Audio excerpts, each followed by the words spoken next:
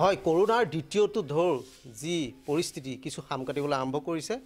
আৰু যাৰ বাবে অহা 6 ছেপ্টেম্বৰৰ পৰা বিদ্যালয়সমূহৰ দ্বাদশ শ্ৰেণীৰ পাঠদানৰ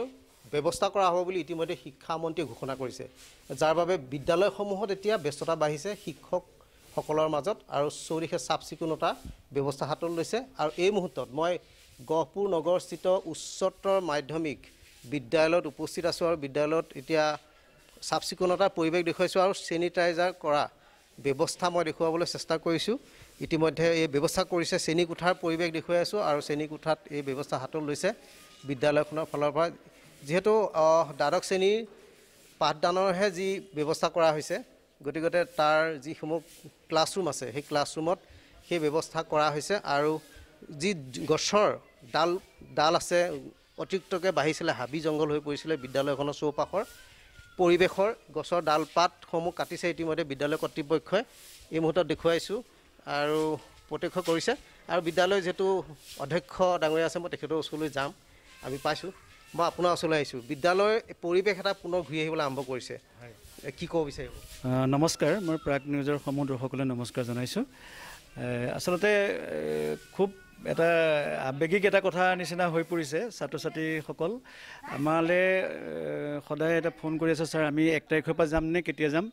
আমি যোৱা 1 আৰু 2 তাৰিখে ছাত্ৰ ছাত্ৰীক আমন্ত্ৰণ জনাইছিলোঁ তেওঁলোকক কথাবিলাক বুজাই দিছোঁ তেওঁলোকে নতুন ক'ভিড যিটো প্ৰট'কল মানি চলি কেনেকৈ ক্লাছলৈ আহিব লাগে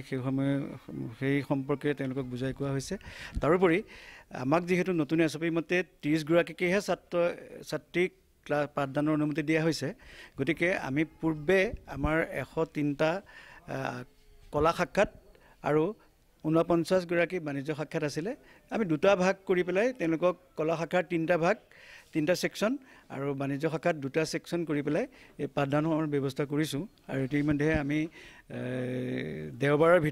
অহা দেওবাৰৰ ভিতৰত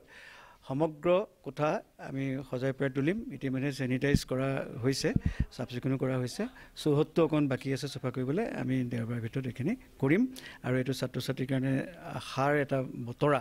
কঢ়িয়াই আনিছে বুলি মই উপলব্ধি কৰিছোঁ যিহেতু অনলাইন পাঠ্যক্ৰম চলি থাকোঁতেও ছাত্ৰ ছাত্ৰী বহুতে ইয়াৰ পৰা বঞ্চিত হৈ আছিলে মোবাইল ফোনৰ অভাৱত বা প্ৰয়োজনীয় নেটৰ অভাৱত গতিকে এয়া নিশ্চয় পূৰণ হ'ব ছাত্ৰ ছাত্ৰী যিহেতু এণ্ড্ৰইড চেট নাছিল ডেফিনেটলি আমাৰ বিদ্যালয়ত পঢ়া বেছিভাগ ল'ৰা ছোৱালী দৰিদ্ৰ সীমাৰেখাৰ তলত বাস কৰা ল'ৰা ছোৱালী আৰু যদিও নগৰত অৱস্থিত স্কুলখন আৰু তেওঁলোকে যিবিলাক স্থানৰ পৰা এতিয়া 10 কিলোমিটাৰ ব্যাসাৰ্ধৰ পৰা ইয়াত পঢ়িবলৈ ল'ৰা ছোৱালী আহে বিভিন্ন জাতি উপজাতিৰ ল'ৰা ছোৱালী তেওঁলোকে বেছিভাগৰে এণ্ড্ৰইড মোবাইলটো দূৰৰে কথা সাধাৰণ এটা ফোনো নাই গতিকে তেওঁলোকৰ কাৰণে ক্লাছটোৱেই এটা বেছি প্ৰধান আহিলা হিচাপে বিবেচিত বহুত ক্ষতি হৈছে সেইসকল বহুত অপূৰণীয় আৰু তেওঁলোকক কিছুমান ছাত্ৰ ছাত্ৰীয়ে বুজিয়েই পোৱা নাই পাঠ্যক্ৰমত কি আছে সেই কথাও নাজানিলে কিতাপ এখনহে নিলে মাত্ৰ গতিকে তাৰ মাজতে কিছুমানো লাভ হৈছে মই আৰু এটা প্ৰশ্ন কৰিব বিচাৰিছোঁ যিহেতু অকল দ্বাদশ শ্ৰেণীহে দিছে আচলতে অন্যান্য ক্লাছসমূহো আচলতে মুকলি কৰিব পৰা এটা অৱস্থা আহিছে বুলি আমি ভাবোঁ সেই ক্ষেত্ৰত মই বৰ বেছি প্ৰতিক্ৰিয়া হোৱা কথা মই নকওঁ কিন্তু দশম শ্ৰেণীৰো ছাত্ৰ ছাত্ৰীবিলাক যিহেতু অকণমান বুজা হৈছিলে তেওঁলোকে ক'ভিড নীতি নিয়ম মানি চলিলেহেঁতেন তেওঁলোকক দিব হয়তো পাৰিলেহেঁতেন কিন্তু একেবাৰে তলৰখিনিৰ কথাটো স্বাস্থ্য বিভাগৰ ওপৰত যিহেতু কথাটো নিৰ্ভৰ কৰে আৰু ক'ভিডৰ যিটো COVID-19ৰ যিটো ভয়াৱহতা সেই সম্পৰ্কে আমি যিমান যি কৈ থাকিলেও আমাৰ কথাটো ইমান শুদ্ধ নহ'ব গতিকে মইতো ভাল পাওঁ আজি মই দায়িত্ব লোৱাৰ পৰা প্ৰায় 1.5 বছৰকাল আমি ক্লাছ নকৰাকেই সময় কটাবলগীয়া হ'ল যিটো আমাৰ কাৰণে অতি দুৰ্ভাগ্যজনক কথা স্কুলৰ চৌপাশখিনিও খুব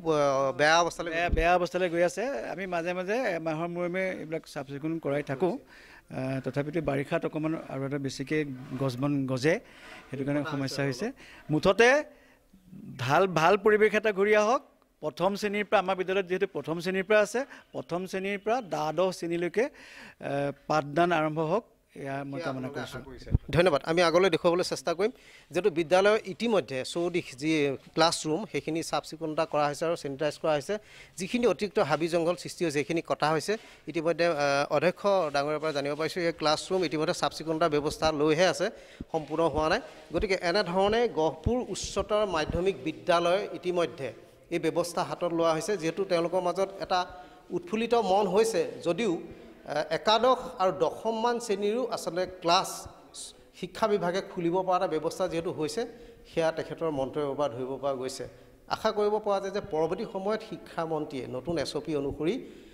একাদশ আৰু দশম শ্ৰেণীৰ ক্লাছসমূহ মুকলি কৰিব